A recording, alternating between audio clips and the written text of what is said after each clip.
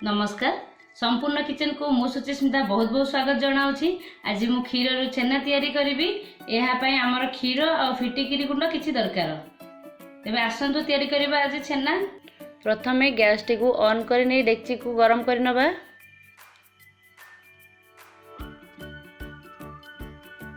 डेक्ची आमर गरम हो आसिले आमे से जो क्षीर नहीं ताको पकाई दबा।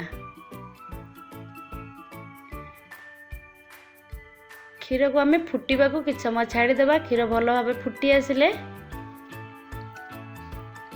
आम फिटिकिरी गुंड किसी दबा। आमर मार्केट रे विभिन्न जिनस यूज हो छेना छिंडेवाई क्षीर रु किंतु फिटिकिरी गुंड रे मु देखिबारे बहुत भल छेना छिड़े। आपण चाहे से लेंबू छेना पानी भी यूज करि परिबे।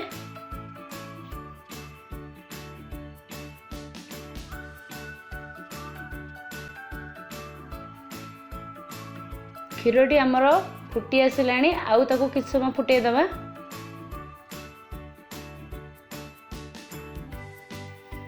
आमे घरे जो छेना तैयारी करूचे सेटा मार्केट छेना टारू बहुत गुण रे भलो आ बहुत भी सॉफ्ट थाए। एबे आमे ताको टिके घांटी नबा।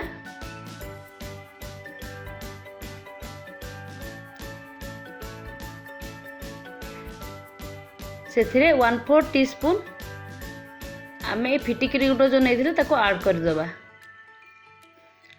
तो कॉन्स्टेंटली घांटी चलिबा।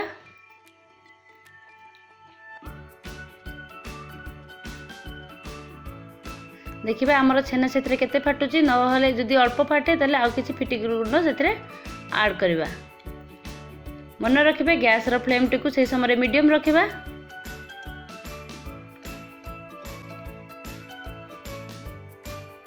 लगातार ताकू घांटी रही ना आम तल पटू लाखी जीव। चारिपट भल भाव घांटी सफा करदे ना छेना आमर चारि साइड गुड़ाक लगिज। एबे से आमर आउ किछि माने 1/4 टीस्पून फिटिकिरी गुंड ऐड करबा। एबे आमर देखंतु छेनाटी भल भाव छिंडी आसिलाणी क्षीर रु। केते बढ़िया से छेना बाहरी ताकू लगातार घांटी दबा। यही समय हम फ्लेम टी लो कर दबा। पूरा हाई रे देले आमर छेना गुड़ाक हार्ड हो जिवो।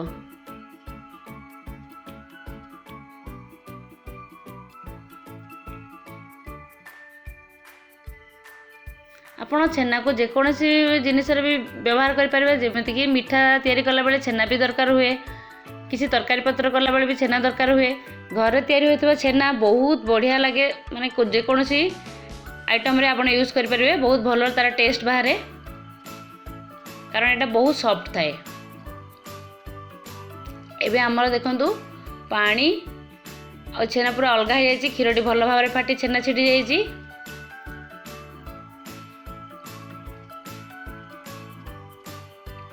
ताकू भल भाव रे घांटी नबा और गैस रो फ्लेम को ऑफ कर दबा। एबे ताकू गोटे छणा साहाय्य रे छाणी नबा। पानी और छेना को अलगा कर दबा।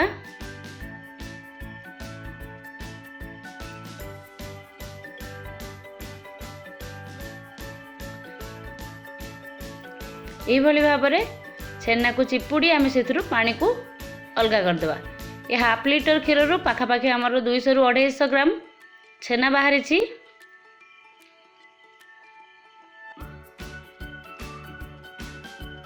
बहुत सॉफ्ट अच्छी भी छेनाटी।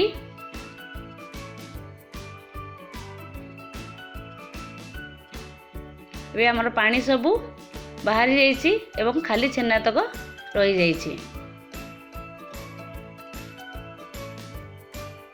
एबे आमर प्रस्तुत हो गला प्योर होममेड छेना। जदि मोर ये वीडियोटी आपको भल लगी था तेबे यहाँ आपण फैमिली फ्रेंड रिलेटिव सहित शेयर करूँ।